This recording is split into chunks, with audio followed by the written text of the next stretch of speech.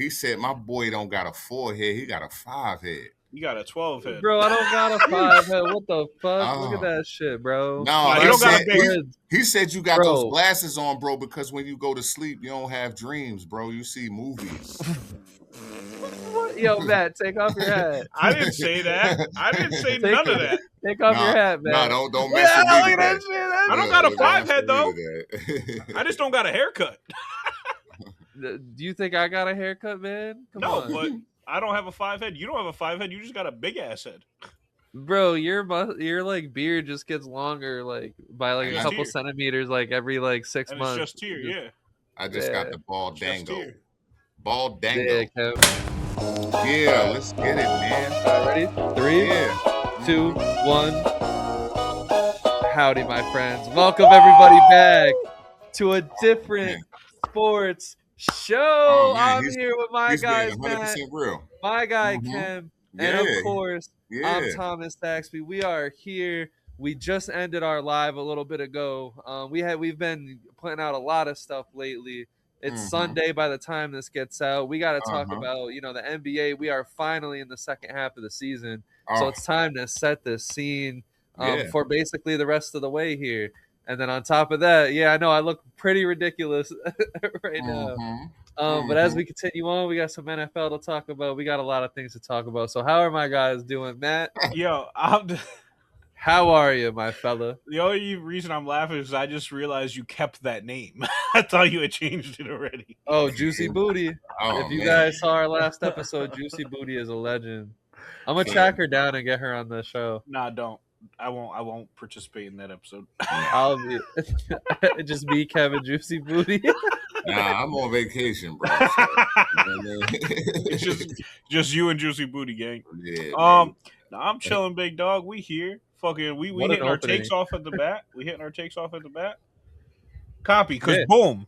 So recently, this came out yesterday. Adam Silver informed all 30 GMs in the National Basketball Association that they are going to be having an anti-tanking policy starting next season. And I'm coming in with this. We are in the last episode that we didn't even put out because technical difficulties. We had a nice little conversation about tanking. I'm going to be real. We need to stop worrying about this tanking shit. Yes. Did the Jazz need to be fined because they are just sitting starters for games on end? Sure. But tanking is a part of all sports. If there is no tanking, then you're going to be left with teams like in the past few seasons, the Kings and the Bulls, who are just left in NBA purgatory, who you got a max cap sheet full of guys that are only going to get you to a 10th seed, and now you're not going to have a good enough pick to help your team get better, and you don't have any cap space because you have dog shit max players on your teams, and it's going to be not helpful to the franchise, and the fans don't want to see that either. Over a year ago, as a Patriots fan, I was really upset that we won that last game because it hurt our odds in the draft. Do you want to always just be tanking? No. But a fan respects it when a team understands that they need to go in the route to tank to then make their team better.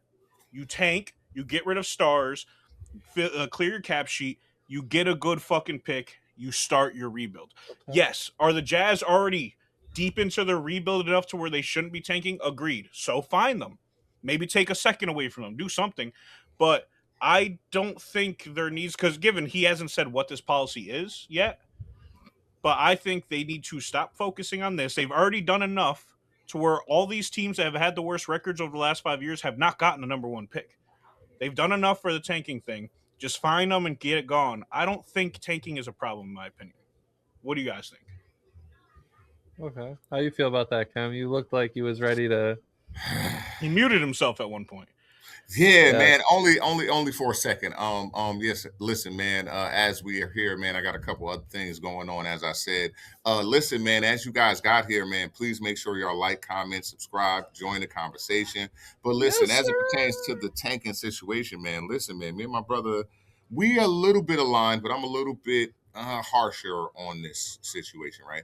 Only because I do understand that fans are aligned when they're in a particular situation, whereas though it doesn't make sense whether you win or lose, because it does put you in a better position to make your franchise better, right? Depending on what type of stock is in that particular draft, right? But that's also to be kind of investigated as it pertains to certain teams anyway. You know what I mean? Because you understand what I'm saying? Like it's crazy. So I understand where there does have to be something different, or not even different, just in writing, so that everybody is just understood everywhere through media, through team, mostly through the organizations, on what the penalty is going to be when you do something like this. Because at the end of the day, they're trying to put out a product that they want everybody to consume. That's what business is about. So on certain days, if I'm in town, a certain place, people visiting certain places actually like to visit these teams. You know what I mean? But you go to some place, and load management, I believe, in tanking are two different things. But at the end of the day, I believe that they're kind of in the same vein,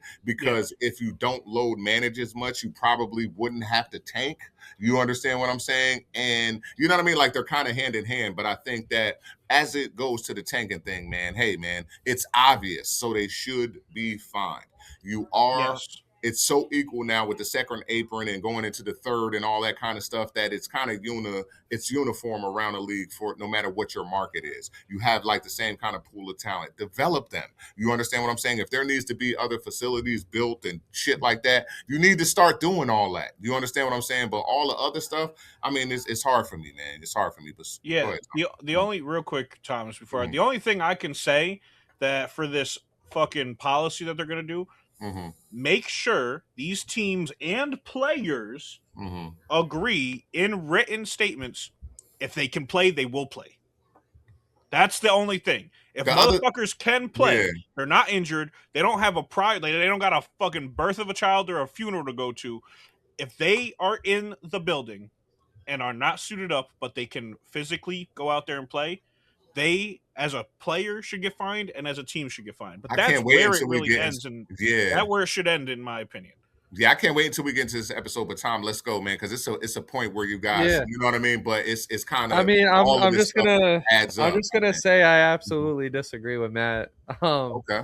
I mean, I think, listen, like we watch sports. I think that the goal of sports is to win, and I get it, longevity, you know, reasons down the line. You want to have a good, healthy franchise. A lot of the time, it requires tanking. The Thunder tried to tank, even though like they were still, you know, winning some games through their tank. I think one of those years they did really, really bad.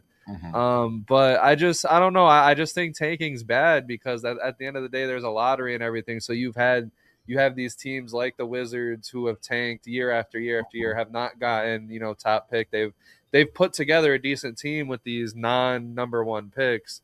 But at the end of the day, you have a whole fan base that follows a team. Like, why punt the whole year? I understand, like, if you did bad and then at the end of the year, you know, okay, punt the last couple of games, you know, realistically that's strategical, but to punt a whole year, especially for example, the way the Indiana Pacers have, we've talked about it on a prior episode. Like, you can't convince me that without Tyrese Halliburton and without Miles Turner, that they're legit one of the worst NBA teams to ever walk on a fucking court after that run that they just went on. So, I just think punting a whole year is a disgrace to sports. That's my opinion on the tanking. But and I get it. But some of these teams aren't punting on the whole year. They just suck. Yeah. Like the 76ers, like we watched them, they tanked. They got lucky that Joel Embiid came back after missing 2 years of leg injuries, but we saw them year after year tank and get the number one pick, let the trust player be injured for a year and all that, and it just didn't work out. They got lucky. Joel Embiid, Jimmy Butler, you know, all that stuff. But I don't know. I think it's a disgrace to, like, because you got a whole fan base that pays money and watches these teams. Yeah, but as a fan, would you just love to be a Bulls fan right now, who's just been a 9th seed for 6 No, but years? like, I also appreciate that, like, our team tries. I think that they just have a bad front office. I know about 30 Bulls fans. They hate this. They have been wishing for a rebuild for years. At the end of the day, you can tank, you can do whatever, but if you have a pick, like we've seen all these teams come together with like picks 4 through 8, 4 through 10. It's all about your front office more than it is about where you're picking in the draft order. That's so for the Bulls example, they just have a bad front office. They've had one. They have an owner that don't give a fuck. and they have a front office that no one really cares. Like they try. Like the Levine and Lonzo Ball and all that, DeMar DeRozan, that shit was cool. It got them so far, but you could tell they don't care because of how long they stretched that shit out. Even after you realize it don't work. So they should have started the rebuild and tanked 4 years ago rather than. Well, yeah, I mean, like if you just put a terrible team on the floor, you put a terrible team on the floor. But mostly, like my issue with taking is just throwing. Like in a sense, you're kind of you're fixing the game when you throw games. So, and think about that. Think about that, right? Like, so listen, let's take a whole nother element, right? There's a whole segment that we dedicated last football season to our betting, right? Just think about that. In sports in general, right? How does betting even like that messes up people? Like that's people's pastime, that's people's practice, right? With the tanking and things like that. This also influences those kind of things, fellas. Like, think about that. Do you know what I'm saying? Like, if sports was done that way, like in all sports, you know what I'm saying? I think there's something that should happen. Like, listen, we watch all of the different things as well as pay attention to all of the people that also provide content and things like that. But there's also like, think about like in European sports and shit like that, man. People get relegated. You know what I mean? Like for being bad. You know what I'm saying? Like you don't get incentivized, like where you get a better. You get kicked out the league and all that kind of shit. I don't know. Like you know what I mean? Like the Nets would have gotten kicked out the league years ago. Yeah, because don't soccer they take the people from the high league and put them to the low one, and the top guy in the low one they bring them up to the high league. That comes with a lot of penalties because you lose you lose TV deals, you lose most of your funding goes out the fucking window. Yeah. You lose fucking everything. Imagine a major league team fucking getting replaced with a minor league team. That would be crazy. Oh my god, yeah. You know, that would be outrageous. But it's like we had, and that's another thing. Like on baseball, when it comes to tanking, it pisses me off even more because now we're talking. You go from 82 games in NBA to 162 games for MLB. So for like teams like the White Sox that just sat there and punted a whole year.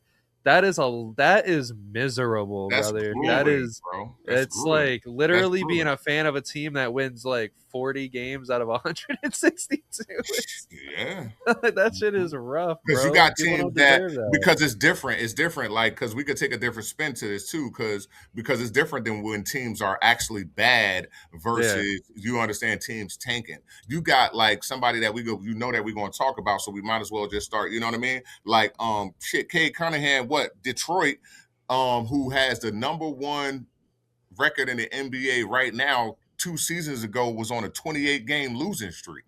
You understand what I'm saying? Like with Cade Cunningham, you see that winner that he is right now. That tells you that sometimes you can just have bad teams and they wasn't actually trying to tank. They just were shitty. You understand what I'm saying? But there are teams like in the ones that we referenced earlier, you know what I mean? Like when you get to the Utahs and the guys that were fined, it's like, it's crazy, man. Just fucking develop. You understand what I'm saying? Like they actually got 2 of the people in the NBA Hall of Fame in Karl Malone and John Stockton for assists, steals, and points scored in the top 3 of all time just because of their dedication, though, to the craft, is what I'm saying. So why the hell is Utah even being fined? You understand what I'm saying? Knowing that their whole team's persona and reputation is built on, you know what I'm saying, like showing up to work every day and being fucking available. So it's crazy, bro. It's crazy. Even if you don't like, you know what I mean, the 2 actual stars, the point that I make, I hope it makes sense. 100%. You know what I'm saying? 100% makes sense.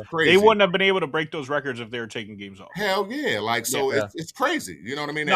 Franchise gets and fined. That's still, and Matt, that's good that you said that because that's a whole other thing to be brought up too, is that like these players, it's like, it's ruining some players' careers. It's ruining some players' development. Mm-hmm. Like it's actually like it's insane. Yeah, no, I don't agree with tanking. And like Kem pointed out, there's a difference between a team that just sucks and tanking teams. And I don't want there to be confusion of the two because a lot of people just think they're the same of the same thing, and they're not.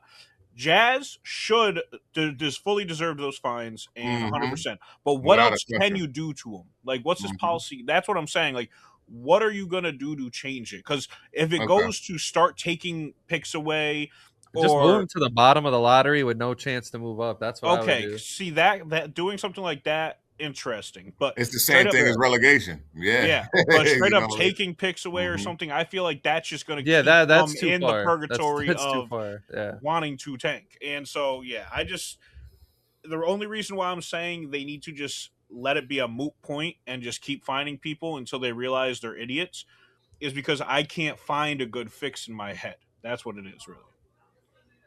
Yeah.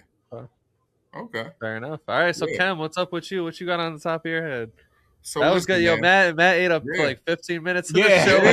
That was good shit. Yes, that was a great opening. So Yes, listen, sir. man, I want to start off my opening today, man, like kind of not going back on something, but something that I don't believe I ever kind of touched. But me being an right, I want to kind of poke at a young boy that I know that sometimes get a bad rap, right? Listen, this team is under 500 right now, but it isn't anybody with a basketball eye who is watching a squad who will not say that they are playing up right now, right? And I want to say something about LaMelo Ball. Listen, man, career averaging, right? The dude is 21.7 assists, 6 rebounds, field goal percentage anywhere from 42 to 43%. 3-point percentage, he's 37 to 38. Free throw percentage, 84%, right? This is his career averages, right? Accolades to his career so far. He got Rookie of the Year, we already know, in 2021, was an All-Star in 2022, right? We know he's the franchise centerpiece in Charlotte. But here's the fly shit, right? Early LaMelo was flashy, high-risk passer, deep-range shooter. We talking about that logo shit, right? Loose defensively, right? And real streaky as far as his efficiency goes, right? Let's say in games that matter.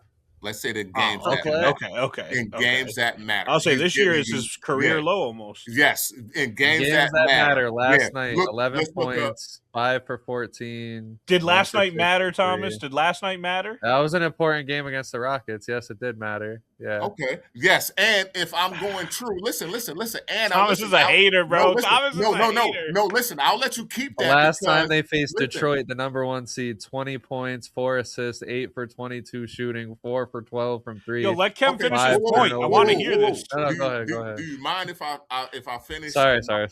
Listen. If I'm gonna clean up something real quick, because at the end of the day, I kind of talked about on our live episode about how I like the ferocity which the contenders came out with, right?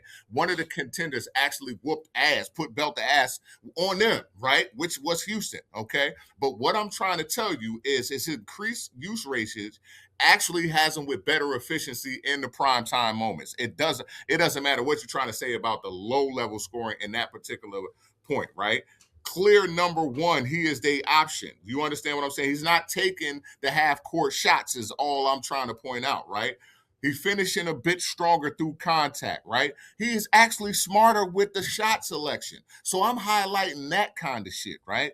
I don't want to really kind of get into, they losing. You understand what I'm saying? They're a losing actual team. My thing is actually to highlight what I see as an I sometimes have a problem with. That logo shit and all that shit that it came out with out of Australia, I actually had a problem with. With what I see they are doing right now, with what they have with Brandon Miller and, you know what I mean, these guys, Khan, who we're already talking about. Yeah, no, I 100% agree. Like I was saying in the live and everything, like Thomas saying, they're one piece away. Maybe you move LaMelo. I think they're just development away and then role players away. That's what I think. Because I think if you can have Brandon Miller as your number 1 option for the next 5 to 10 fucking years, because I think that's what he can be. I think that's 100% what he can be. And you have Con Knipple as one of the best 3-and-D players, and he's so much more than that too. But if you have him as your elite sniper, and then you just have LaMelo being that go-to distributor who can still give you 20 to 25 any given night and 10 assists along with that, and then you just bring in role pieces, good defenders and stuff like that around them. I love this team for the future. Yeah, they're poopy right now, but like it is what it is. You can see just from last year to this year the development of those guys, and it's fire. Yeah, man. I mean, like the Hornets, I think it's more so, Brandon Miller and Knipple and Kalkbrenner and the system that they have going on more than it is about LaMelo. But no, I mean, I'm to give LaMelo props. I'm glad that he kind of took that back seat to let this be a thing. That's kind of huge. I didn't think LaMelo would. I mean, because it's kind of been like this where the Hornets still have mad random talent. But it's like, Bridges is on his own agenda and LaMelo's on his own agenda. This feels like the first time everyone's on the same agenda, which is really cohesive, nice. Yeah, and they're having fun out there. That's what I want to see the most. That's what I'm saying. I didn't think LaMelo was capable of being able to kind of take that step back. It kind of seemed like his whole career he just wanted to be the guy to put up as many shots as possible and be as flashy and all that shit. So for him to take a step back, yeah, I think that's cool. I would like to see him shoot better. Shooting at 40%. It would help them a lot to win a lot more games if he did shoot better. But they got something building here, man. Charlotte, they got something. Whether they keep LaMelo, whether they trade LaMelo, I mean, I like what they have. As long as LaMelo doesn't shoot them out of games and turn over the ball and get them out of games like he hasn't been, yeah. Yeah, and I feel like also it's like if you can show, because this year has been so fun to watch them, if you can keep showing that it's a fun environment to play there, motherfuckers are going to want to go there and be like, yo, LaMelo's going to get me to rock. Brandon Miller's that motherfucking dog. Con Knipple's fucking consistent as hell. Why wouldn't I want to go there? So I like what they're building as long as they can just keep it going. And, yo, did y'all see the car crash that LaMelo just got into like 2 days ago? His Hummer just over the double solid and boom! He's an idiot, bro. That's always been my point about LaMelo too. He's always someone that just feels like he's still that young kid. He could have cooked whoever was in the other car. Yeah. But yeah, man, that's who I like. That's what I like right now. Like as far as somebody that's young, that's kind of emerging, man, and having a. You muted yourself. No, he's talking to. Oh, my bad. I think she was coughing, so he muted it. I can edit it. Bow, you back? Oh, all right, bet. Yeah, now I'm back. Damn, where was we at? My bad. You were just pretty much explaining why you was fucking with Melo. Oh yeah. Basically, man, I just love the growth, right? So at the end of the day, sometimes I have a real high criticism of people that are just raw gifts. You know what I mean? Like, that he has the raw gifts. But at the end of the day, what we're seeing now is that raw gift perpetuating into growth, you know what I mean, and development, you know what I mean, as an actual, you know what I mean, team player, you know what I mean, and facilitator. It's dope, bro. Because at the end of the day, you see people even following him even better than before. You understand what I'm saying? So those are the things that are needed to take it to the next level. I'm not a microwave dude. I already know that some shit that happened real quick, I done had enough and lost enough to know that the shit that I got real fast is the shit that don't last. You understand what I'm saying? And that's the same thing with sports. You understand what I'm saying? Like these flashes, and that's what they're trying to do. I also believe with some of the shit with the last take. You know what I mean? Because at the end of the day, what you may try to create real quick is not sustainable. You know what I'm saying? So doing that dumbass shit of trying to tank, you know what I mean? You might get a group of fucking first-year players that can take you far and make it look like it's good for a while, but then after a while, you know what I mean? Like within that rookie window contract, that may make it look good, but you're not able to really literally sustain it. Everybody is an OKC, you know what I mean? So it's crazy. So anyway, I digress. Yeah. I mean, shit, man. We already we're about to be halfway, or we're about to be a half an hour in. We only do an open. Yeah, so I mean, the quick take that I wanted to make is I wanted to announce here, man. This has been it's been sad. It's been weighing on my heart. I don't want to say I'm all out.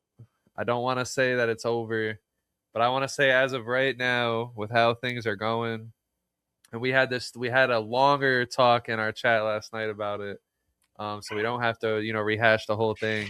I don't believe in the New York Knicks as a championship contender the way things stand right now. I think the one easy fix would be if Karl Anthony Towns refines his offensive presence, but at the end of the day, with him struggling the way he is, it looks disgusting. It doesn't look like it's going to be fixed with some easy slap some duct tape over it, Cat's producing again, because he is well below his career average. These are his field goal. This is the lowest field goal percentage he's ever had by a mile. 3-point percentage, I think it's like the second worst in his career.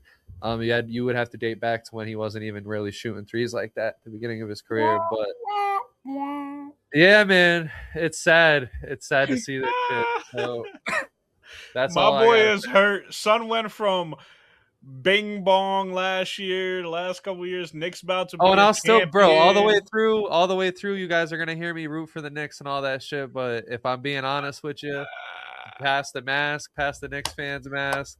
I don't know, man. Love to hear it. It's tough. It's a tough position right now. Yeah, I think we had enough conversation about this one offline. You know what I'm saying? To kind of really get into it too much. You know what I mean? I mean, listen, man. I think it was an embarrassment of riches. Damn, excuse me. Do you want me to kind of, you mind if I kind of go in a little bit real quick? So real Go quick, ahead. man, we in New York, man. Let's make sure, please, again, we're at that point where we ask y'all to make sure y'all like, comment, subscribe, man. Get us to 1,000. We almost there.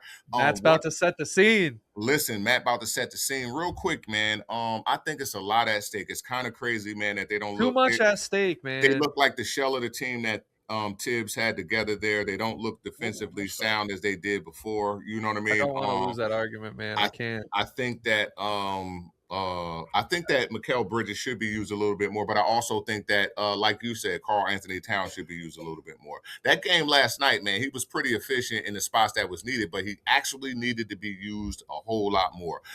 They wasn't even playing against the full Detroit Pistons. You know what I mean? Paul Reed looked like he was, you know what I mean? Like he should have been starting forever. You understand what I'm saying? 6 years in the league. Like it's kind of crazy. But I love Paul Reed though, man. Yeah, without a question. He always randomly ends up in a real good situation. Yeah. You know what I'm saying? Like without a question, I have a problem with that. But you know what I mean? Just the way that it made it look. Listen, man. Detroit. I mean, they're not even the top. You know what I mean? 2. You know what I'm saying? Like right now. You know what I mean? And then them in Cleveland, man. Like Cleveland is surging so crazy that it's wild. You know what I'm saying? It would be rough if the Knicks fall to you that. know what I mean? And then what the fuck, man? 2 games against away from the conference finals. Again from the finals, I guess. You know.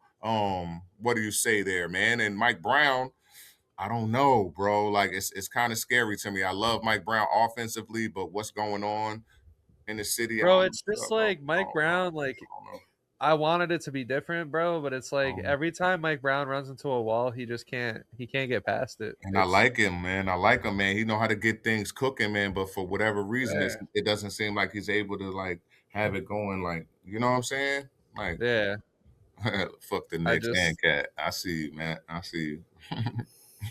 All right, Matt. Go ahead. Talk your shit. Nah, bro. I said it all in the chat, man. All right. Bridges needs to be that number 3 guy. You can't ask more of him because he can't give you more of that without a bad situation. Cat has been shit this year. He hasn't been given the opportunity, but even when he is given the opportunity, he hasn't used the opportunity. And then guess what? In the defensive end, he runs away from the opportunity. So everything's going to fall on Brunson like it has the last few years, and it's just not going to work. That's just my take on it. Everyone on the internet wanted to say Cat's this huge upgrade from Randall, and he barely is. He was. Bro? He was supposed to be. He was supposed to be. He wasn't. Why you think I was so dead hard into thinking that like they would literally get rid of him for Giannis? Like, you understand? Why do you think I was literally on that so serious? Like, should have. Because at the end of the day, like, if Shams wanted it done, it would have gotten done. Yeah, and then and then think about it, like, bro, like, because I said it, you know what I mean, a long time ago, and it's like, think about it, like, hell yeah, you paid for Cat, but we know who Cat is. Like, you understand? Even if you get the offense cooking, defensively, he's still. And that's what I'm saying. Like, I'm just so shocked that the Knicks just haven't gone out and gotten that center. Like, it's ridiculous. Yeah, but all right, yeah. So Matt, come on, set the scene for us, big dog. Big dog. Let's just give you a nice weekend day. Okay. You come back from running all your errands. You come into the crib. It starts. Bad weather hits. You don't want to go out. There's no sports on. It's a dead part of the season.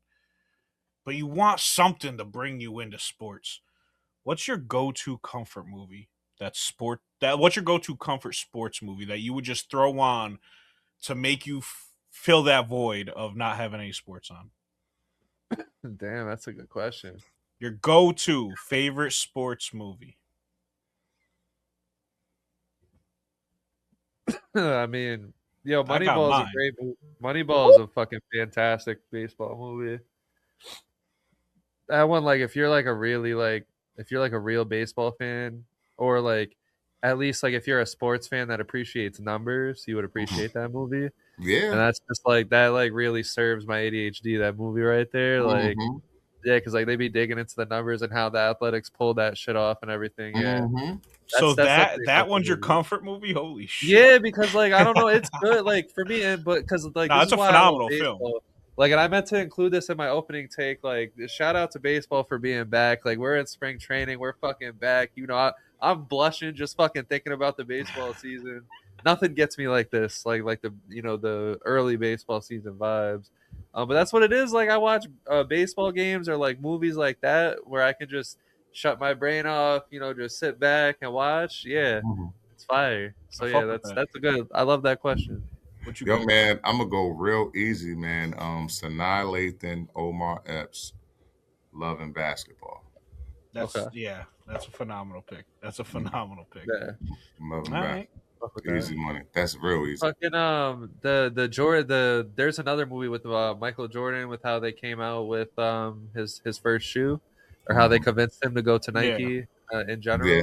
I fuck with that movie. I don't know the title of that. It's, Adam Sandler, Kevin Garnett one was fucking Uncut hilarious. Gems. I never seen Uncut Gems. I heard it's phenomenal. Yeah, but that's not sports at all. Yeah, no. Yeah, that ain't sports at all. It ain't sports at all. Yeah, but he's not playing no kind of basketball. He just happens to know. Okay, all right. I see what you mean. Yeah. That's like that one. I watched that comedy movie a couple times. That's actually a good movie.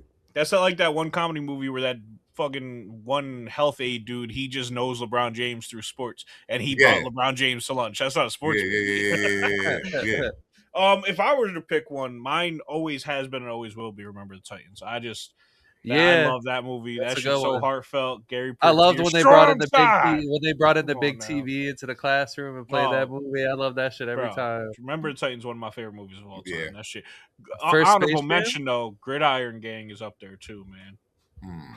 Okay. Gridiron Space Gang Jam is phenomenal. Okay. Nah. Yeah. Yeah, for me. Yeah, it's not for up sure. there for me. I love Space Jam. It just wouldn't be a comfort movie I'll throw on anytime. Oh, comfort. Yeah. Okay. Nah, but it's an all-time. That was a good question. Yeah, we're here to have a different conversation.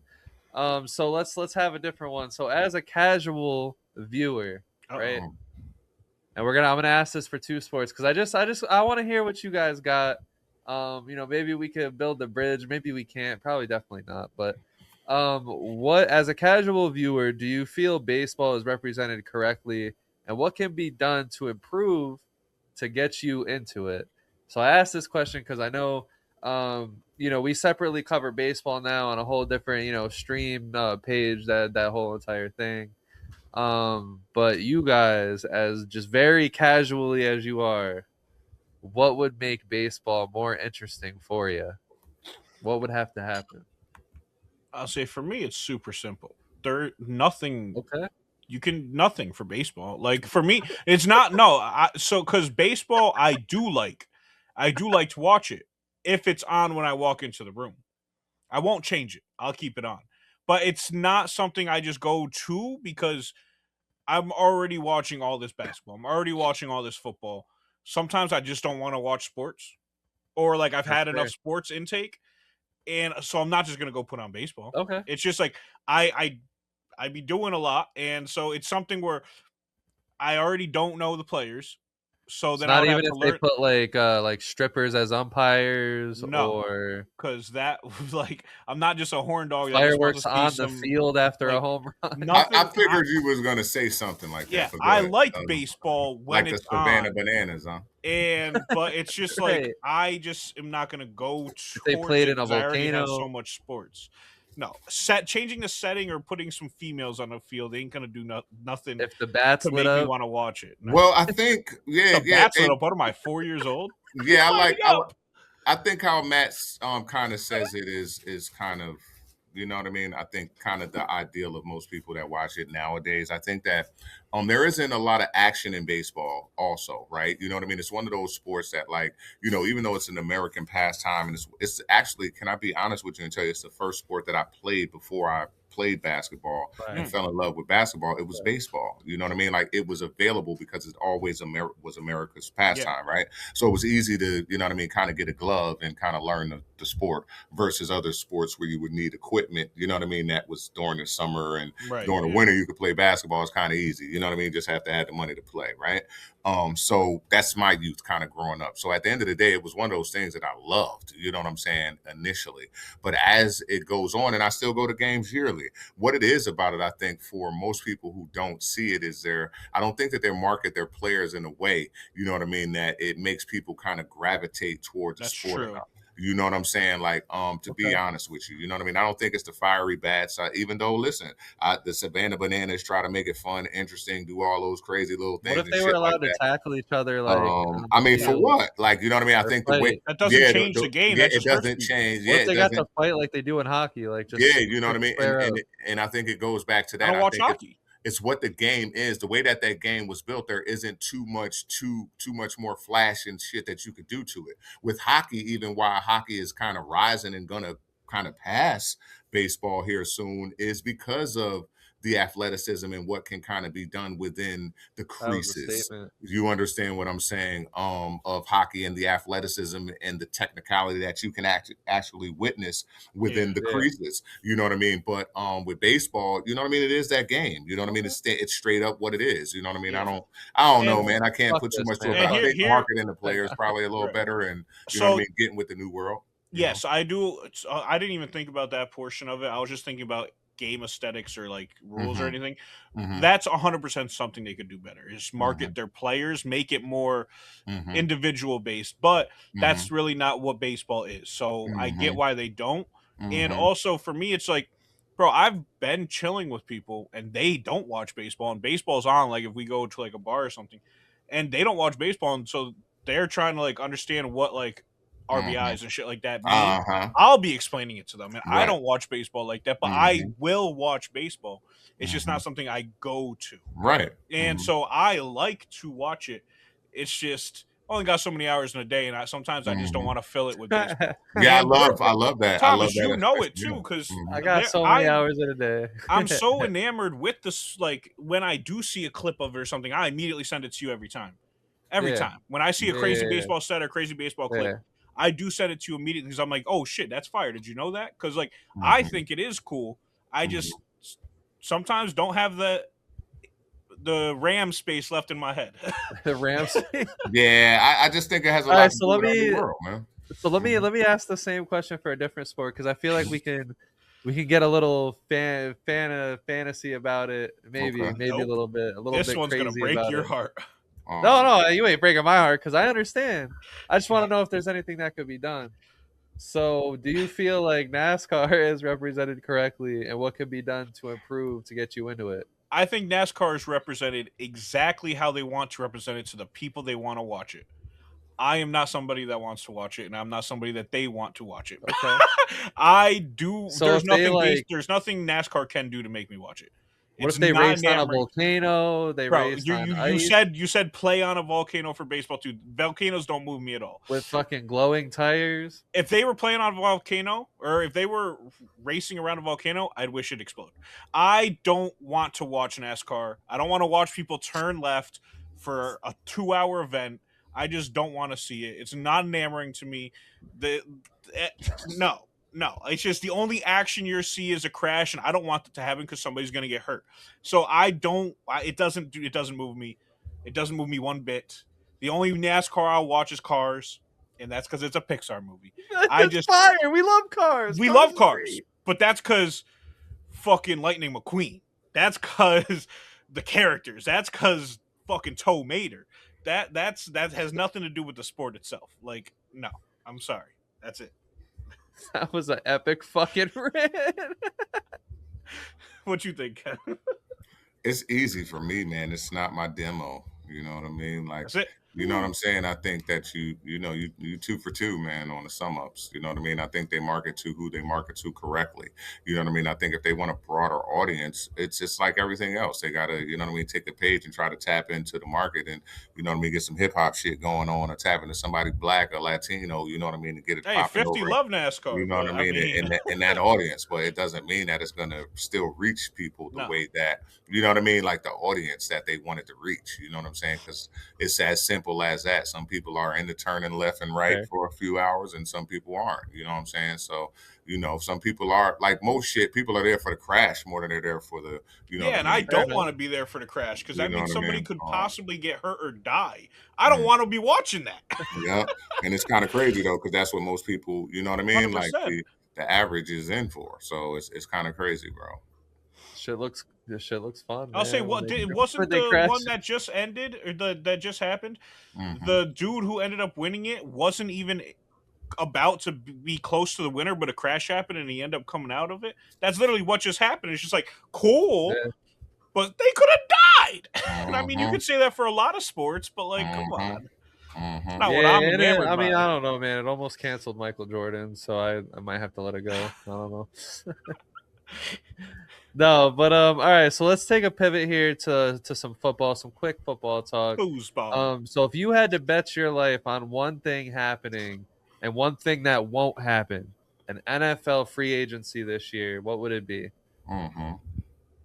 You want me to go first? Yeah, I Go started the ahead, go last for few. it. You go Okay, first, big dog. sure, man. So the one thing I believe that will happen in free agency this year, If you could bet your life on it. if I could bet my life on it, is that as much as you're going to hear a whole lot of hoopla about Myles Garrett wanting to get out of Cleveland and people thinking that he should get out of Cleveland and all that, Myles Garrett is going nowhere. I'd be able to bet my Okay. life on that right now, right? As Yeah, I much as you're agree. going to hear about that, right? Even though he just took the sack record, they got a new head coach, all that kind of stuff. We don't know if he there for that and all that kind of thing, right? The second thing I would bet my life on that you said isn't happening. Yeah, Yeah. what's something where you think that's probably a rumor right now that people think is going to happen? What do you think that's just not about to happen? Well, I don't think Myles Garrett is going to go Okay, nowhere. so yeah, So you I did think, that Okay. one. So now yeah. what's So I So can what do something you that say think you is think gonna is going to happen? something happen? that I think Yeah. is going to happen. Bet. So what I do think is going to happen is AJ Brown will no longer be a Philadelphia Eagle come Yeah, brother, I fully agree with that. 2026 Okay. NFL season. Is it my turn? Yeah, In you the go. rumor mill, yeah, in the Yo, rumor. it's funny because what I think is not happening is I don't think the Eagles are going to trade AJ Brown. The reason why I think that they're not going to trade AJ Brown is like one, it's not biased, like I want to keep him or anything. I feel like if the Philadelphia Eagles can trade AJ Brown for a good package, I wouldn't mind that. But that's the thing is that I don't think the Eagles are going to trade him just for anything, and Yeah, I don't pennies think on the they can. dollar. No. Yeah. Yeah, and I don't think they can get like a first or a second. I don't even think they can get a third because his contract is insane. And I think he's locked in for a couple more years with that contract as well. And with kind of what was seen as a down year for him, I don't think the value is there for the Eagles because Howie's not just going to trade AJ Brown just to trade him just to get rid of him. If he's going to get traded, it's going to be for some value, and I just don't think that value is there unless the Patriots want to reach for it. I mean, I think the Patriots is the most logical destination right now because they can afford that contract and everything. If they make a leap and a reach and offer like a second and a third, or So those somewhere, are the rumors I saw, a second yeah, and a third, and I'm like, I don't know. I don't. Yeah, I mean, I don't see why the Eagles would decline that, but I just don't. I don't think that a team will offer them that. Right. So Yeah. yeah, because the Um. Patriots, you guys have to bolster your offensive line a little bit more. You probably should be trading for like different veterans that aren't like AJ Brown. You need like locker room leaders. Probably need to shore up the defense just a little bit. I don't think AJ Brown's like because if you guys get AJ Brown, that's gonna probably be the only thing that you do because of how much cap he ends up eating. Yeah. So I don't think it'd be smart. Yes. Yeah, I agree with that. Yeah. Okay. Yeah. So what you got, Matt? So something I think I would bet my money on is me and my Patriots, we got a slap in the face. We got belt to ass in that Super Bowl, and so it puts some glaring weaknesses on what we need to do. And so I agree. I don't think we are because there's rumors about AJ Brown, there's rumors about Pickens, there's rumors about a bunch of receivers out there. I think what we should do is get some receivers in the draft. There's a lot of young talent out Yeah, there. some But cheap what I options. yeah, Yeah. some cheap options, but what I think we really for the free agency what we are going to do, we are going to get everybody. We got cap space. Get everybody on that line. Get anybody and everybody and bolster that fucking lineup just like you said. I had it written down as bolster and I'm like this motherfucker stole my word. But I just want to I want to get as many people on that line strong Hey, motherfuckers, not some bet. little arm. And hey, I don't hate Will Campbell. He's just young, inexperienced, got short arms, but he was getting ran through. He was getting bullied out Pause. there. We need to get some strong motherfuckers on that line, Okay. some IQ motherfuckers. One thing that I think is not happening that is a huge rumor of late. I don't think Max Crosby's getting moved. I think I think the Raiders go. They get the number one pick Mendoza. I Mm-hmm. think you had picked great last year in the draft by getting Ashton Shanti. I think you let him heal, let him recover, and he comes back. And I feel like you in free agency just get a couple of fucking receivers so Mendoza can throw to somebody because they don't really got great receivers in my opinion at all. And Yeah, I think like Max Crosby can get bought in because Tuck being their like number it's one is it's tough. nasty. And Yeah. Max Crosby doesn't even need to be bought in. He is bought in. He's been saying, "I don't want to leave," and Yeah. so he just thinks that they haven't treated his injury in the greatest of ways and his rehabilitation. And so if they could just get it all together, show him that I they're trying to just win because he said he doesn't want to be in a rebuild. I don't think he's going to get moved. I don't know. But I it think is a that Goose rebuild, will go. regardless of how you look at it. Yeah. Yeah, but if I they don't know. I can think the turn, Goose is if cooked, it's a man. quick turnaround, at least Yeah. if they can go and win like 9 games next year, if they do the right things, it's big ifs, Yeah. but Well, that'll that's the show that thing they're with in the a real Raiders, quick man. direction.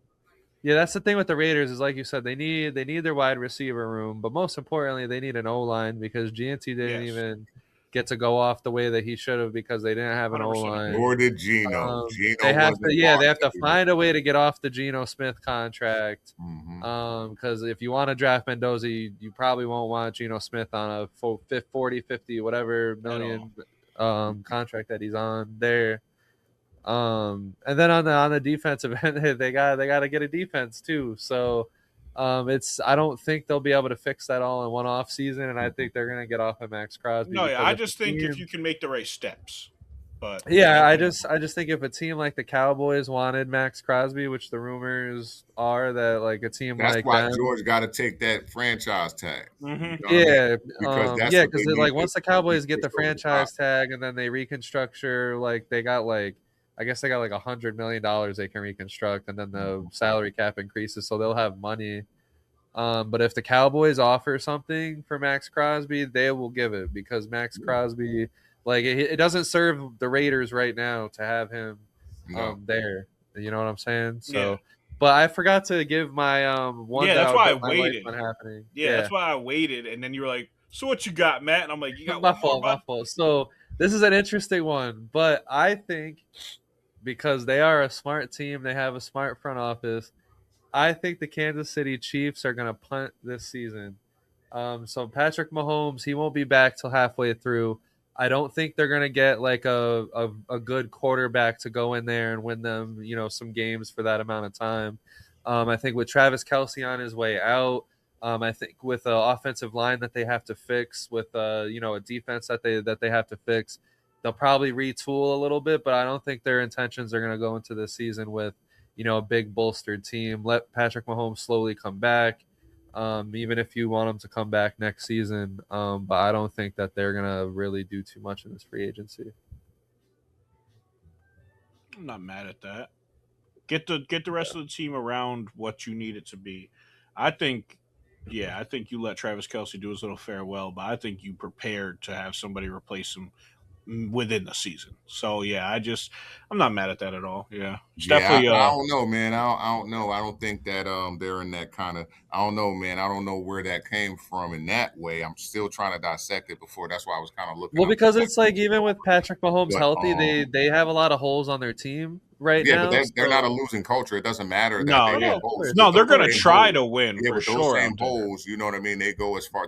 They have been pushing it for the past, you know what I mean, like 9 years or so, right? I think this And is they the Fair. know off how to season. interchange the parts. I think part of what you're saying I totally agree with which is that they only need a bridge to kind of hold it over until he comes back. So that means that there will be action during the trade deadline. I think that you get Rashid, you get all of these guys coming back fully healthy where you didn't have them before, you know what I mean, kind of getting the gas under them while Patrick is rehabbing and getting better, right? Travis is on his way out. So I think that there will be some action for them. I don't think that there'll be a Yeah, punt because just Mahomes, because I of the mean, culture of yeah, the Chiefs and the timestamp or the how would you put it? Let's say like the years that Andy Reid has left. I don't think that they're gonna punt anything.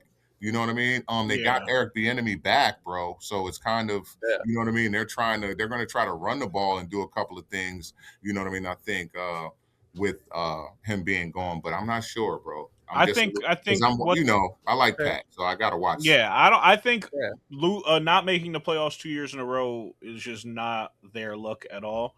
I think what they're more or less just going to do in this free agency in this offseason is just like you said, they got holes. I think you're just going to fill those holes.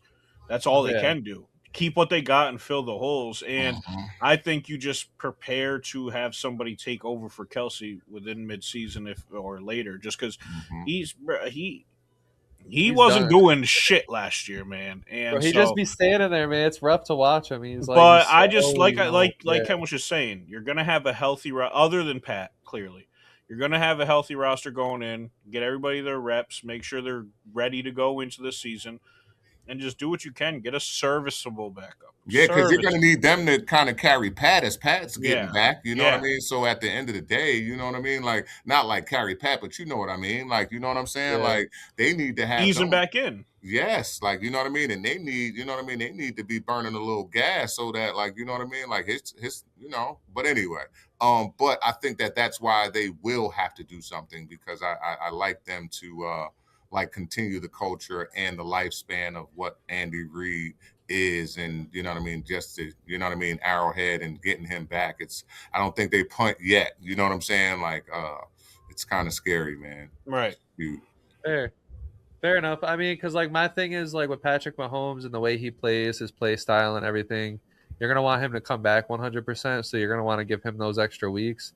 I don't know if I necessarily want him coming back to try to save their season or try to Mm-mm, like, you know mm-mm. what I mean, like Agreed, rushing and 100%. putting pressure on him. You know what 100%. I'm saying? Because It he's depends because on like how my the thing is bridge like, does on what you expect from yeah, Pat, right? Bring back Philip yeah, because Rivers. like Yeah. because that's the thing is like if he's probably gonna at least be out for the first 6 weeks. Mm-hmm. I would give him an extra 2 or 3 and Mm-hmm. push it to week 8 or 9. But at that point, what is the backup that you get? Mm-hmm. You know, I don't know who you can get. I mean, the best Philip option Rivers. would be like Mac Jones. You know The what I'm other saying? part too is that you know But, Pat is only going to go as like that's the great part about it is that they get all right. So let's say Mac Jones. Let's have that kind of conversation, right? okay. Let's say that real quick. Can we kind of deviate real quick? Yeah, Say, yeah, say, say, say they get somebody really serviceable. You got Mac, you got Kyler, you got a bunch of different people. I don't think Kyler is going to be a bridge. He's going to go somewhere. You know what I mean? Where Where he's he can trying to be the play. guy. he's You know gonna what go I to hell. mean? That kind of thing, right? But let's He's say gonna go you to get baseball. you get a real serviceable guy, which is actually going to push Pat to come back a little bit quicker anyway, right? Which is Yeah, also going to help which is also going to help the Kansas City Chiefs situation and not anybody else really. You understand what I'm saying? But you also get that point on if you get that bridge that gets hurt right, and they're not as good when Pat comes back, then you do push the 2 weeks. You know what I right. mean? And you do want to see Pat, you know what I'm saying, kind of get into it to the Right. rhythm and Yeah. everything like that because it's a wash. But I don't think that you kind of give up yet. Nah, Of man, course. not with the, I you know, know. and I don't necessarily mean like a full give up. I just mean Hmm. like kind of a retool, kind of Hmm. just like trade pieces for some picks, get a little Hmm. bit younger. If you win Hmm. during the season, you win. If you don't, you don't. type of thing, not necessarily a full blown just trade everybody and call it a day. Hell no, they better not.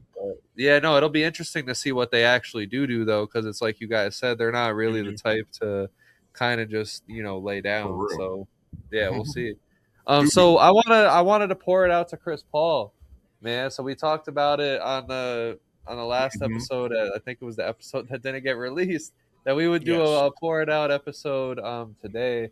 So here it is. So on our pour it out episodes, what we like to do is when a player retires or when a certain team kind of like throws in the towel from the era that they had just had, like kind of, for example, when the Nets got rid of Kevin Durant, James Harden, kind of like that kind of thing. We kind of just like to reminisce, look at the what ifs, look at their highs, look at their lows. Who wants to open this up for the Chris Paul pour it out segment? Okay, get it going, big dog. You want me to get it going? All right, bet, man. So you know, man, I appreciate y'all, man. So real quick, now here's the uncomfortable truth, right? If rings are the only argument against Chris Paul, then you're ignoring the context. Am I right, fellas? I think it has more to do with injuries, timing, running into dynasties. Timing was awful for Chris Paul. The timing to me was the biggest thing. Okay. Well, injuries and timing together. So we on the same page. It's not a skill deficiency, right? No. It's circumstance. That's basically what we're saying, right? Is he above Stockton, Nash? Maybe that's a whole different type of conversation, right? But we having this different one right now to pour it out for this man, right? When we talk about floor generals, IQ, mid-range, post control, defensive instincts, Chris Paul is one of those, man. Literally, he is one of those. He is a savant. Like, listen, no title, but historically elite. Yes. I want y'all to pick it up from there before I kind of get back into it. We kind of, it didn't go out. So let's just kind of run through a couple things, right? Where he ranks all time, top 5 pure point guard ever, without a question, right? Top 3 in assists, top 5 in steals, one of the highest career assist to turnover ratios in NBA history. Am I correct? Yes. Yeah. All right. Let's give some of the most notable shit for him. 2008 MVP season in New Orleans, correct? 21, 11, 3 steals a game, right? Well, 21-12, 3 assists a game. Lob City, the Clippers, turn the Clippers. We already, listen, what? They was charging $5 a ticket? Let anybody in that bitch. Right? Anybody. Real talk. 2018. I know y'all love this. Y'all love moments. Y'all my guys, right? Y'all my guys. Up 3-2 against Golden State before that hammy. Timing. Yeah. Timing and injury. Perfect. Many people thought that he would have won that if he didn't get hurt. Am I right? He would have. I mean, yeah, because it rested on James Harden's shoulders, and he just could not get it done. He was up twice. He was up twice. He was up big twice. He just couldn't. Chris Paul was leading that team. Chris Paul was bullying the Warriors. If we're being honest, Chris Paul was bullying them guys. Then what? 2019. What? Then they did the OKC thing, right? They was projected to tank. Yep. Then you get the final. And I think you're leaving out a big one. MVP. In this timeline, I think you're leaving out a big one, unless you said it and I zoned out. What, the finals with the Phoenix? No. I think you were missing the vetoed trade. Okay. The Kobe. Come on. The what if? The what if? Yeah. He was talking about. Yeah. We brought that up many, many times. Listen, run through it for him real quick. Then come on, because this is. That's the thing. So like. Well, when it comes to timing and Chris Paul, it's literally like there's so many different things, because like Ken brought up a lot of good ones, but then there's some that you forget about, like for example how he ended up a Clipper to begin with. It's so sad, bro, because he literally, the trade went through for him to go to the Lakers. I think Pau Gasol went somewhere else, and Chris Paul went there, but as we know, the Hornets, they didn't have an owner, they were owned by the NBA. The owners were like, whoa, Chris Paul, Kobe Bryant, Dwight Howard, y'all need to fucking chill. We got robbed of some of the best hoops we could have ever seen.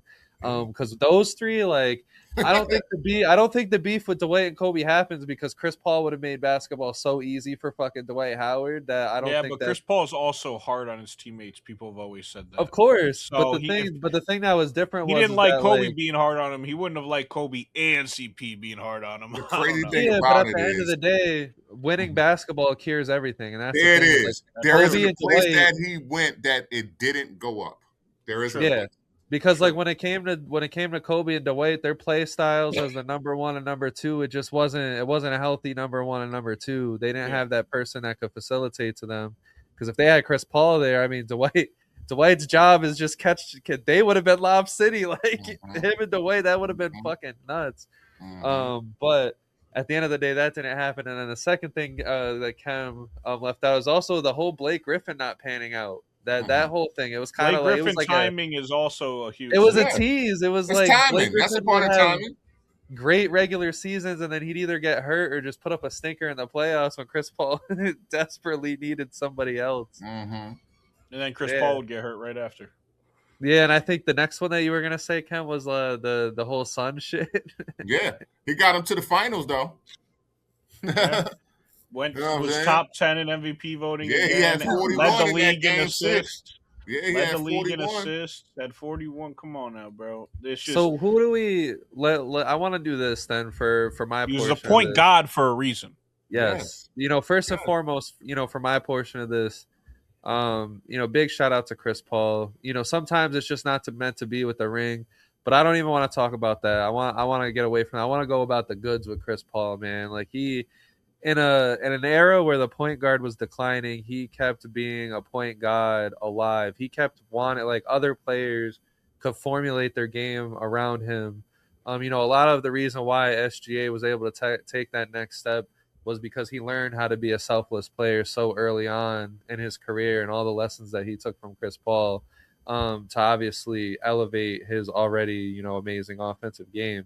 But like Chris Paul, man, like 5 straight years of being on the defensive first team as like a little guard. Like we see these stories all the time, or like these players like Trae Young, like Derrick Rose, like Isaiah Thomas, who they just so little, like, you know what I'm saying? Like it's impossible for them to be good defenders. But you had Chris Paul, here, and he was a fantastic defender for being, small, or being a part of the smaller. 6-time steal champ too. You know what I'm saying? So like that, he broke those narratives. His whole career just being as great as he was as a passer. I mean, to be able to go from, he went, after he left the Clippers, he went to being a sidekick in Houston, and then goes to OKC. We thought that was it, right? Like, damn, he's going to a tanking team. No one wants him. Like, this is bad. Rejuvenates his whole career so that he can end up in Phoenix and get one last shot at a ring. I thought it was cool shit. Unfortunately, it didn't work out for a ring. But my thing is who do we have as our top 5 point guards unanimously? Or let's do top 4, because I think top 4 it's pretty unanimous. Steph, Magic, Oscar. Who do we have 4th? Isaiah Thomas. Maybe Isaiah is definitely in the top 4. That's my 4. Not that order, but that's my 4. Yes. Right, Ken. Would you agree? Is that your 4? Yeah. Okay, so who would be 5th? Because I feel like it's Chris Paul. 5th for a few years now. Yeah, I think Chris Paul is absolutely a top 5 point guard of all time in the NBA. Well, you blindsided me with this question, so I'm not willing to commit. Yeah, I wasn't prepared for it either, but this has been my top 5 for a couple of years now. Yeah. And you said Chris Paul's in your top 5? Yeah, he's in my top 10. You know what I mean? I'd have to and do some working around and everything. He's in my top 10 even before retiring. You know what I'm saying? In the top 2, 3 in steals. The lack of the championship, again, that listen, man, that's surface level shit. You know what I mean? In all honesty. You know what I mean? And that's for those. But all the other guys that you could argue also don't have a championship outside the Kid. So exactly. Like it all falls even. It's going to be into that kind of thing. You know what I'm but saying? Even with Kid, like Kid didn't. It's not like he won a championship as like a a big number one guy. He was a contributor at the time that once the impactful years that most guys, like, he couldn't win because of the market that he was in during his most impactful years. He made it. You went from one of the worst franchises put together to one of the worst franchises put together. Like that's. And he really committed, like, his whole time, like, before he even got to LA. He was a monster on both ends of the court, bro. Like, he was a dog. without a question. Like he was still dunking on dudes and Definitely everything. different. He has a poster on Dwight. Yeah, he was that literally motherfucker don't dunk he at was all. still like that shit was crazy. So at the end of the day, like he's one of them. So at the end, he man, he get that 5. Yeah, he get that 5. Hey, Yeah, he get that 5, man. I just ran highlights I through mean, my head there's as we're just talking. there's a lot of discourse online about just people just not saying that he's not He top top 5. 2 and he top 2, 3 in 3 major categories like of all time. You understand what I'm saying? And he did it in an era that was hard to do it in too. Yes, and that assist to turnover ratio, man. Like, you know what I'm saying? Like at the end of the day, like, you know, a lot of people got snubbed. Two of the greats that I talked about earlier, like shit, you got Karl Malone, like their franchises, you know what I'm saying? Their legacies in their franchises. Listen, but they ain't got no real big hardware to go with that besides the Hall of Fame stuff because of the era of Michael Jordan. You understand what I'm saying? So at the end of the day, you got to think about it that way. You know what I'm saying? Yeah, like he was in the era of Steph, LeBron, like, you know, he was trying to create an era, you know what I mean? The latter end of Kobe, you know what I mean? Stuff like that. He's trying to create an era. But again, you highlighted that yourself too, bro. Something would always happen. It's timing, man. You know what I mean? The body did what it did to the people around him and him sometimes. And I feel like the only people that you could really put in that 5th spot, it's between CP, Stockton, Nash, and Westbrook. Those are the 4 guys that you can. I think the only person I respect over Chris Paul in that conversation would be Stockton, just because he has the assist and the steals record that are never going to get touched. Yeah, I can't I don't care about Nash's 2 MVPs. Nash failed. No. I watched basketball too, bro. Yeah, my thing is Nash failed just as bad as Chris. Well, not even just as bad. I think he had better teams throughout his career than Chris Paul had teams through his career. But I think Chris Paul was way better. I thought he's a better player. They came up short. They didn't fail. They came up short. Like, you know what I mean? Like, they didn't fail. Like, I'm being honest. Well, I mean, in that sense, like if people want to bring, that's my thing is like if people want to bring it up in that sense as like a way of saying like Chris Paul isn't top 5 because of his failures. I mean, he doesn't have. He's putting it in the same vein that people use it against Chris Paul. Yeah, so and I like Westbrook has the MVP and Nash has the MVPs, but at the end of the day, Chris Paul I thought was a better and more consistent player for longer than both of them. So. And he was always a winner. He always went to a team, and like he made every team better. I like the win share went up, no question. Every team. Yeah. And one thing that I like to judge players on is like when the game starts to pass you by, how do you kind of react to it? And that was the whole thing. He kind of revived himself a couple of times to, you know, lengthen his career. Where like you see with Russell Westbrook, he's like he has his head just barely above water. You know, as last year with fucking Denver, he was phenomenal. This year with the Kings, been good. He's random just been the number 1 guy pretty much on that team. Some night it's like holy fuck. I wonder what that locker room is like in Sacramento, man. That has to be goofy. I wouldn't. But yo, Cam, I want you to take us. Let's have you take us through history. Bet. You know, I always need some interaction. So at the end of the day, man. Listen, man, so I appreciate the guys, man, for asking me to do this, right? So how I want to take y'all through history is in a particular way, right? And the way I want to take y'all through history this time is going to be from power dribble to step back, okay? How the NBA learned how to avoid contact. All right, fellas, how the NBA learned how to avoid contact, right? So at the end of the day, when I first met you guys and we first started talking about basketball, a lot of the basketball that we talked about was in the 80s and 90s era, right? And I want to let y'all know and make sure that y'all understand that y'all wasn't wrong in a lot of what y'all were saying, but what I want to do is articulate, you know what I mean, a lot of what y'all thought y'all were saying, right? What I thought y'all were saying. You know what I mean? But as we talked, I think that you guys kind of understand it a little bit more, right? And not like that. You know what I mean? I believe even through all the basketball we've talked and watched, you know what I mean? I know that y'all understand it more, right? And this is for everybody, right? But mostly for my boys, right? So the power move era, guys, is from the 80s through the 90s, right? If you wanted a bucket, you know what I mean? You literally went through somebody. Magic Johnson, back down guards. You had Isaiah Thomas, he attacked his bigs in traffic. You understand what I'm saying? Michael Jordan, the power dribble that we call the pound dribble now, elevate and then absorb contact, right? Then you got Karl Malone. He literally is that same put your shoulder in your chest type of guy, right? The strategy a lot of Karl Malone mentions today, man. Like real, hey, it's kind of crazy, and it's probably because I got this purple on, but I don't know. But listen, it's also a different conversation. Wow, no. You know what I mean? At the end of the day, right? But listen, the strategy was simple, right? Create an advantage with strength, right? Yeah. Finish through bodies, draw fouls, and survive the contact. You know, hand checking was still illegal. You understand what I'm saying? No defensive 3 seconds. So the paint was packed. So it was literally about that. You know what I mean? If you can handle contact, you're going to last. If not, that's why we have some of the short careers that we have. It ain't like I'm going to act like y'all was wrong in y'all observation, right? One hard pound, lower the shoulder, force the ref to make a decision, right? And that was through the athleticism that you presented before you made that kind of move. You understand what I'm saying? So then you get into era 2, the isolation and grind. You understand? This is the mid-90s through the early 2000s, right? Now this is the era that I know that y'all love the most because there's a lot of highlights. We got the AI, we got the T-Mac, we got the Kobe, right? The favorite player of, you know what I mean, my guys and shit like that. Still physical, but now the move starts to shift. The crossover becomes the weapon, right?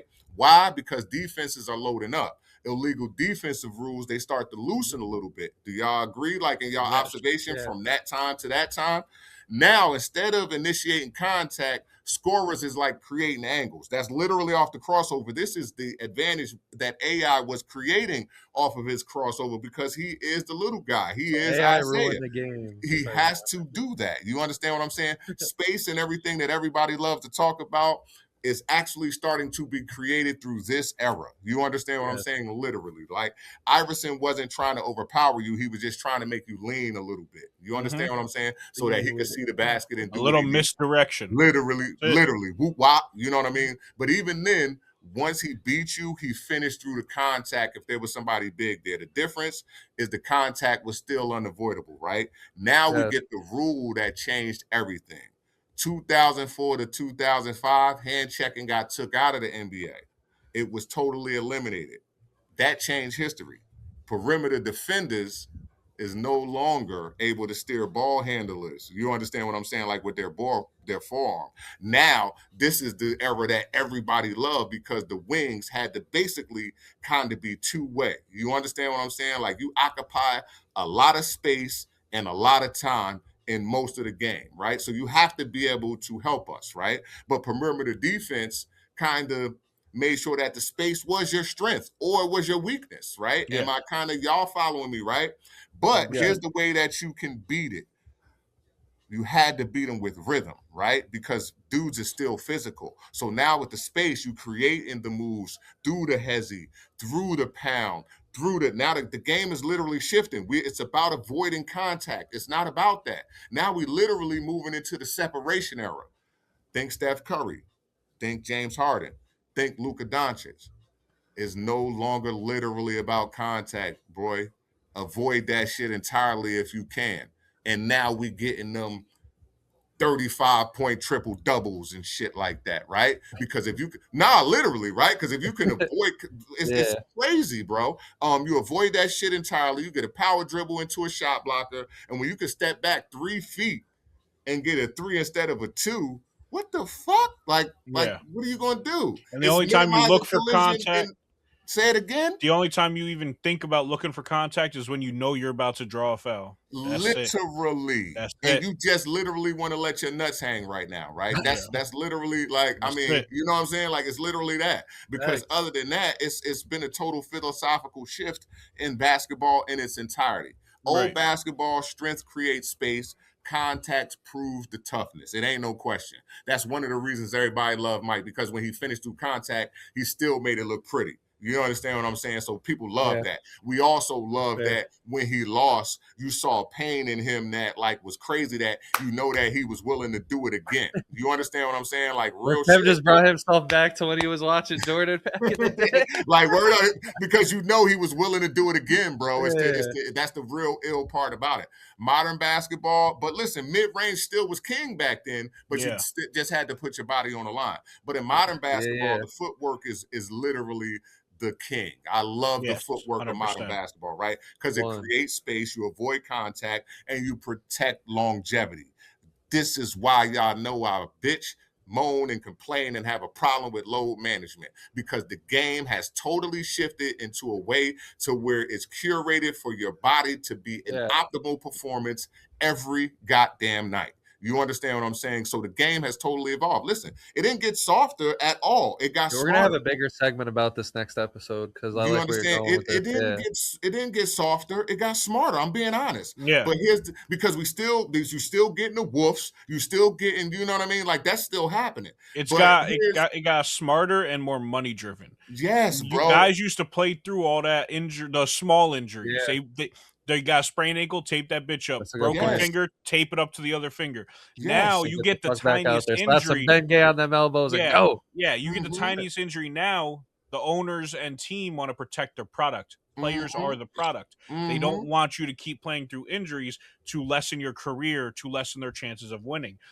The league is money driven now more than ever, and so you get the littlest knickknack, go sit for 2 weeks. Yeah.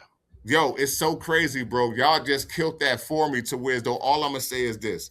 Basketball went from where can you survive impact to can you manufacture space, right? The power dribble was about dominance. The step back is about leverage. One says, I'm stronger than you. The other says, I'm smarter than you.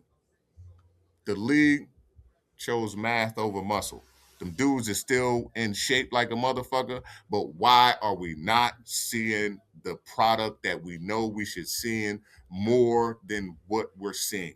It is not competitive as it would be, but I hope that I was able to kind of take y'all through a little bit of history and kind of end somewhere to where we kind of all agree with what I was trying to bring to y'all. Yeah, no, 100%. You ain't say not a damn thing wrong there. That's beautiful. That shit crazy, man. Yo, I'm glad I get you guys. You're setting the scene and taking us through history segments. Yeah, y'all killed it today. Let's go. Okay. Hell yeah! Make sure you guys like and subscribe and leave some feedback, all that good stuff. So, what I want to do before we get to the end here is I'm going to ask you guys a couple questions about some of the biggest NBA storylines, but I need quick answers. Just say your answer, explain it just a little bit. No long-winded answers. We're gonna get if we have to debate, we'll debate. If we get discussing with each other, there is time and room for that always.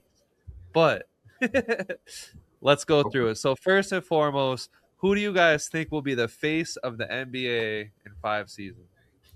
5 seasons from now, who is the face? Is it someone that hasn't been drafted yet? Shea still will be. He's only going to be 32. SGA, he's only going to be 32. But if it's not Shea, he's only going to be 32. But if it's not him, it's going to be Wemby. It's going to be Wemby. Okay. Yeah. Barring injury, it's going to be Wemby or Shea. Yeah. So listen, Shea's about 5, you know what I mean, 5 years deep into his stardom, right? That would be another 5 more years, right? But I think that right now, where the league is going, listen, man, I said something crazy that, all those who like, comment, subscribe, and have joined the conversation going to kind of be like, damn, Kim, you tripping on what I said. My homie said, keep it short, so I'm going to go with this. I am going to say, listen, man, I've watched enough basketball now to say that I think that it's going back to the big man, even though he is not a national, right? He is not an American. I think it's going to be Victor Wembanyama. Okay. It's crazy. Yeah.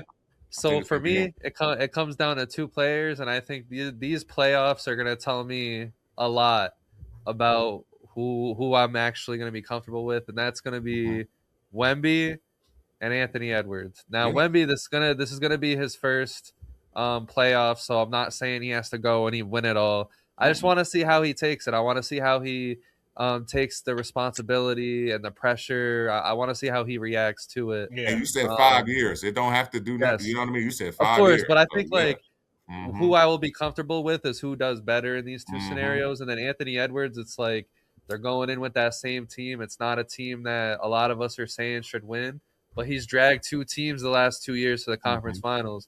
If he could do something similar to that this year, I might be comfortable with it because I've said it, a lot. I feel like Anthony Edwards, they just need to get a team that makes sense around him. And currently, it doesn't make sense. But if he can carry them somewhere again, we know he definitely has that gene in him, especially with the West being tough still, to this point. Because last year, it all fell apart for the West. This year, it seems like we're still deep with a lot of good teams. Ant was the only All person I was thinking. Yeah, he's about always, other than y'all know how I feel about him. That's He's Michael always Jordan's son, bro. Yeah, Like, he's always it that is. one for me. But I think that because of listen, man, right now the way that the league is actually going and trying to totally expand itself, you know what I mean? Like European, I think it's just NBA in name now. You understand what I'm saying? I think that LeBron is still holding it until LeBron and Steph are still there. But after that, I think the game as a brand becomes so much more international. You understand what I'm saying? That it's going to be, Ant is going to still be there without a question. You understand what I'm saying? As we saw in the All-Star game, these two are the ones that, you know what I mean, infused all the energy that got it going to where as though, you know what I mean, we had a conversation about it. We already know. So I believe it's those two, you know what I mean? But listen, man, it's beautiful, man. It's in good hands either way it goes because we know that they're going to take care of it. A lot of talent, man. Yeah, they're going to All right, so boom. Are you comfortable with saying that the Oklahoma City Thunder are going to repeat as NBA champions? No. Okay. No. So a change there. What changed our minds? Well, what do you mean change? I've been saying for like 2 months. Let me rephrase that. Are we comfortable with them as undoubted favorites as we were? I think I came into the season. I think our opening season takes. I said the Nuggets are going to win it all. I'm pretty sure. Oh, okay. Yes, I'm pretty this sure. is the place. This is the place. Why you think I keep saying me and the homie been aligned and now he tripping on me? Because we both. This is something that we both said at the beginning. So in different ways. Like remember, I went with. I thought that they were going to have the best record in the NBA. You know what I mean, and all that. Yes, like, listen, 100%. man, they definitely have the pedigree, and at the end of the day, it ain't like. It's just not theirs, and they got a championship pedigree as well. Like they got a couple of people that got to come back, you know what I mean, right now. And thinking about it in totality, Watson is a little banged up right now. And who else? I think Pritchard. No, not Pritchard. Not Pritchard. Damn, I'm tripping out. I said Pritchard. But somebody else is hurt too. But by the time it comes to playoff time, they will be in full shape. I like them, bro. I'm not even gonna play with you. Yeah, I'm still on the boat that they can easily, if everything works out, they can take the Thunder. And then stop playing. Can I just say something else real quick? Stop playing with that boy Jamal Crawford, man. He's upped everything this season. Murray? Yes. Murray? Yes. You said Crawford. Damn, I'm tripping all day today. Excuse me, people. Y'all know what I'm talking about. Jamal Crawford is up on every stat. Y'all save me, but you always laugh at me first. Bro, it's good. Anyway. Bro, you like, I felt like I was being pressed that I just heard Jamal Crawford. I was you know what I meant to say, though. Yeah, Jamal is playing lights out. Like Murray he's up to 25 points. Like a star. He's way more available. I think he's even up like 2.5 assists. Right. You know what I mean? The like only player you know what I mean? can even say has been down this year that I thought was going to be good was Christian Brown. Yes. And he's been nicked up. You know what I mean? That's what I was talking about. Yeah. That's who you were talking about earlier. Yeah, that's what I was talking about. Yeah, Richard, he's been nicked up. He got his bag and everything. They look like, yeah. They white boys. They do look like. All right, so we talked about this, I believe, off camera. We were having a conversation about it. Jayson Tatum could return. He's 5-on-5 contact. There's a lot of rumors whether he will or he won't. Do you think he should return? And what do you think is going to happen when he does? We were having this conversation off camera. If he's healthy, I 100% think he should return. They're a 2 seed or a 3 seed, so they're up there in the East. And Jaylen Brown has been playing like an MVP candidate. If he is healthy, fully healthy, let him return. And then I don't think Jayson Tatum is somebody that's super hard to integrate into a lineup if he's not going to be a ball dominant guy. And I can see him just sliding back in and it working out as long as no egos are out there. And that's why I'm going to buffer your point real quick, right? Because I know that before there has been this narrative going around that, like, what is he going to do and all that kind of stuff. These guys have been playing together for 5 years, right? I think that for sure, in the camaraderie that has been built and the championship pedigree that has been developed in these gentlemen, that it ain't no question that JT is telling him, man, just get us here. Once I get there, you just get us here, bro. Just get us here, bro. Yeah, I think it's And gonna they be don't fire. even know. Do you understand? I know that that's the energy. Not that you know what I mean? Like it's fully what is going to happen. But I am telling you, if they get this far with him taking the contact with the D League, I mean with the G League and those guys, I said the D League. I'm tripping all day. He was the D League. You know what I mean? But at the end of the day, you know what I mean? Like we had getting to it change together and they maintain this too. You know what I mean? Listen, man, because Jalen been doing what he needs to do. It is an easy shift. You understand? We know that Jayson is fully capable. You know what I mean? And then when both of them together, come on, man. Yeah, no, I think it's going to be fine. And it's anybody's game. This is a great. I think the only thing that can bring them down, other than themselves, I think is just the media trying to get between. Absolutely. Since the last 4 years, it's been, oh, Jalen, do you think you're which better one? than Which Tatum? one? And it's just like, bro, let them be teammates. I think a lot of it's gonna obviously depend on what we see when Tatum comes back. But man, if he finds himself even a little bit and he's able to produce, somehow gets up to like 25 points per game, somewhere in that realm, man. I don't know, because the East is still very much up for grabs. I mean, like, I said it already on this episode. I said I wasn't, here for the Knicks anymore. I'm a fan of the Knicks. I'm gonna root for them, but I'm not gonna let myself get, too conceited with that opinion. The Pistons, I love the Pistons, but I'm not too convinced on the Pistons, and it's the same thing with the Cavs. I think the Celtics being number 2 seed without Jayson Tatum, and they got Vucevic, who's gonna fix a lot of the problems that they came into the season having, whether they had Tatum or not. Yeah, it's scary. They're in a good position where that addition of Tatum, and it's gonna hype them all up. Like it's gonna be gonna be. This was built with Tatum. What do you mean? This was built with Tatum. So they all gonna be excited for him to be on the floor. It kind of elevates them from being this like Cinderella dark horse team to where if Tatum comes back, they're immediately one of the favorites again. I think that's I know that the business of basketball is the business of basketball, but I think that there's also still a allegiance between men. You understand what I'm saying? As it pertains to trying to win something together. You know what I'm saying? And they have won it together. So like, why would they? Egos shouldn't come into play here. Because guess what? Yes, they're brothers. Just like Kevin said, they're men. And they've already won it. So they know they can just do it again if everything works out. I know he is like, you know what I mean? I know they calls is like, yo. And I know Jaylen Brown is tired of having his back hurting. You know what I mean? He's probably like, shit, man. But his number one fan is probably Jayson Tatum. His number one fan is probably Jayson Tatum, though. You understand what I'm saying? Thank you for keeping us around this good. This will be a big story if Tatum could come back and like they get somewhere this season. That'll be a big story. All right, so MVP. Who do you guys think should be the MVP? All right, so real quick. Let me just break something down real quick. Jokic can't miss a single another fucking game this year. Probably not going to get it. If he had the game threshold, it would be between him and Shea. But he's can't miss a single fucking game left. I'm not going to put my money on it. Luka can only miss like 4 or 5 more, and then he's out of the running. Definitely can't put your money on that.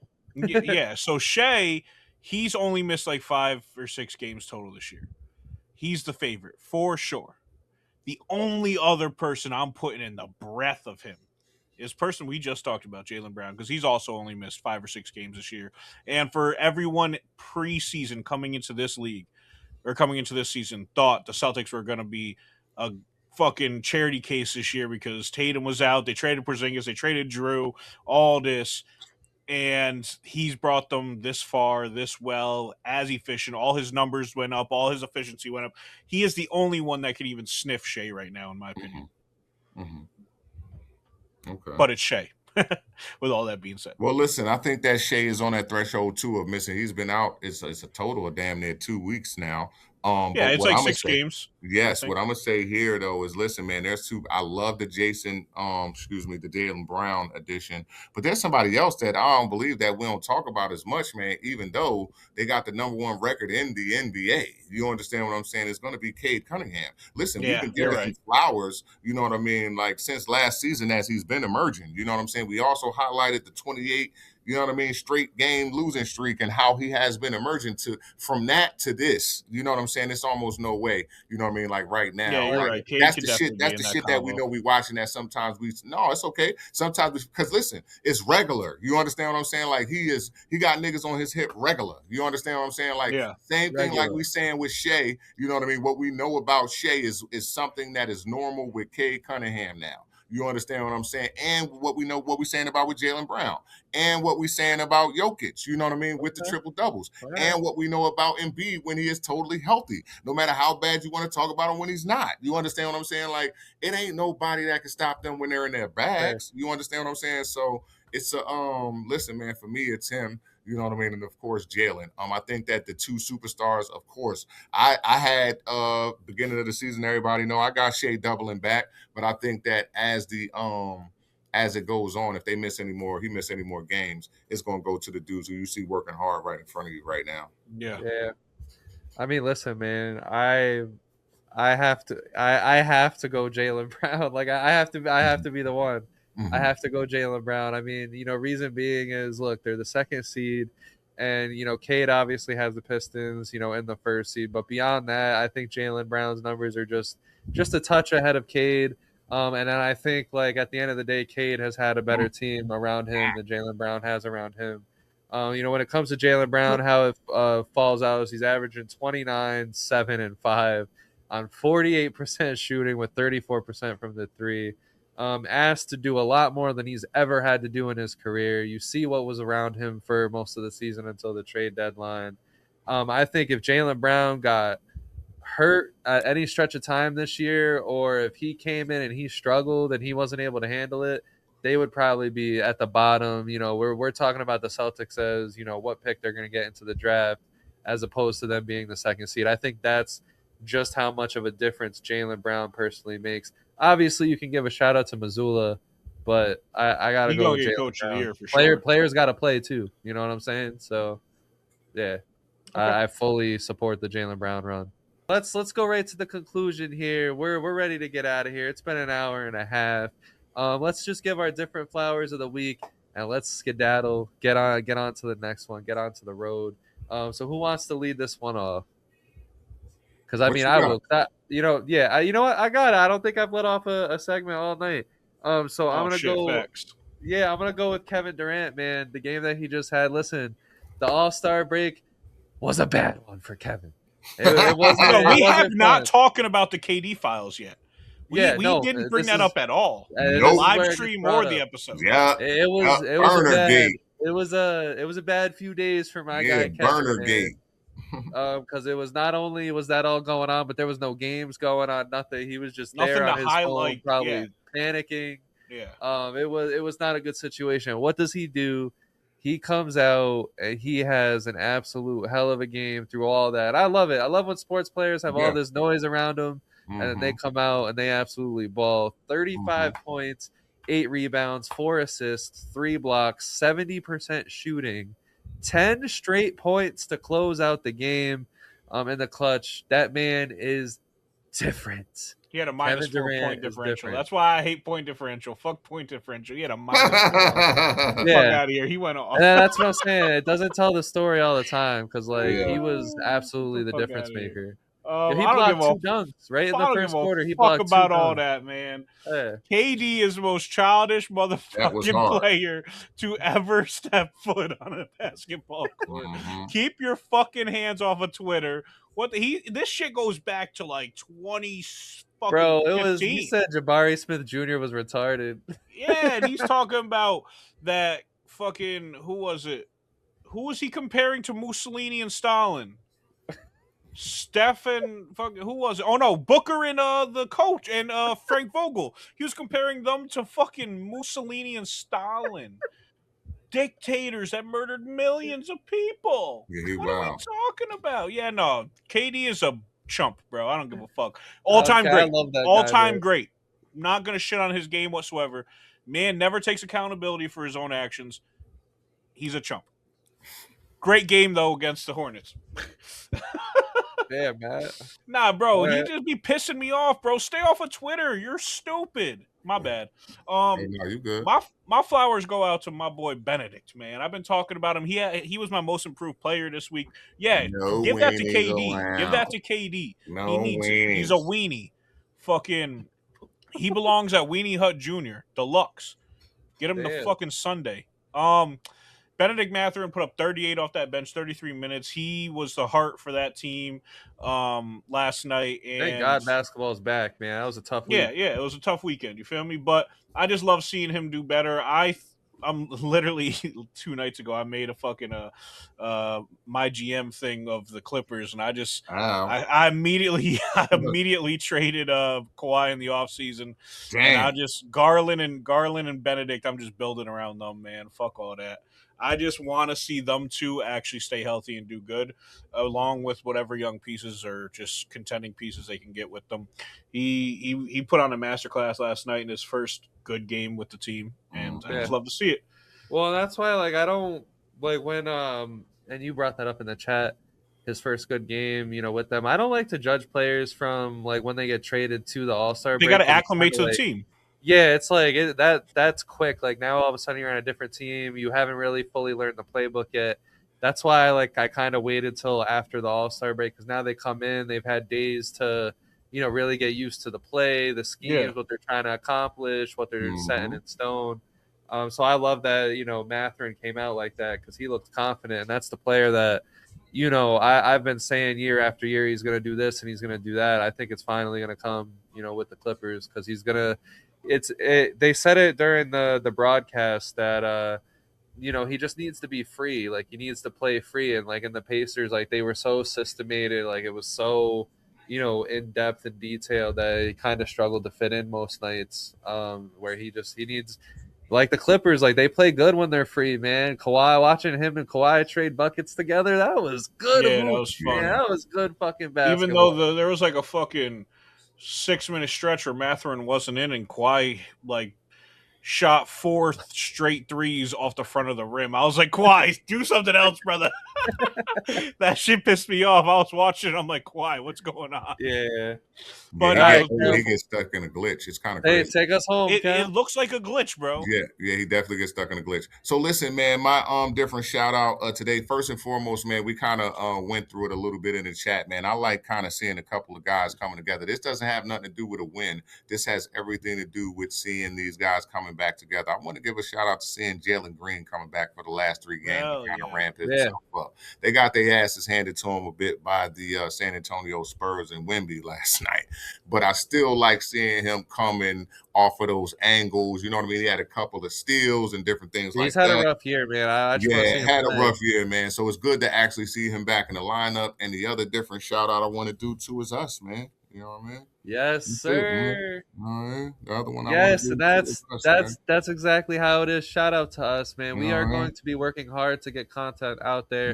All we ask of you guys is just subscribe, get in tune, check our stuff out. You're not going to be disappointed, because there's not a better place with any better laughs, hotter takes, and everything different. Look, we're trying to bring good media back. We're on a mission. We have a lot coming soon for you. Like I detailed earlier, you know, we're gonna be doing our baseball streams. We're gonna be doing our live streams. We're gonna be doing our non-sports, sports, video games, everything. So come on, get in tune with us. Have a good day, night, wherever you are. Hit the music, hit the lights, hit the everything. Tap that ass, get on the train. I don't even know, but we out of here, man. I'm right. What he talking about? Oh, shoot, man. So ain't gonna end it? Barnacles. I'll end it when I want to end it, Matt. My fault, G. R.I.P. my granny. She got hit by a bazooka. R.I.P. my granny.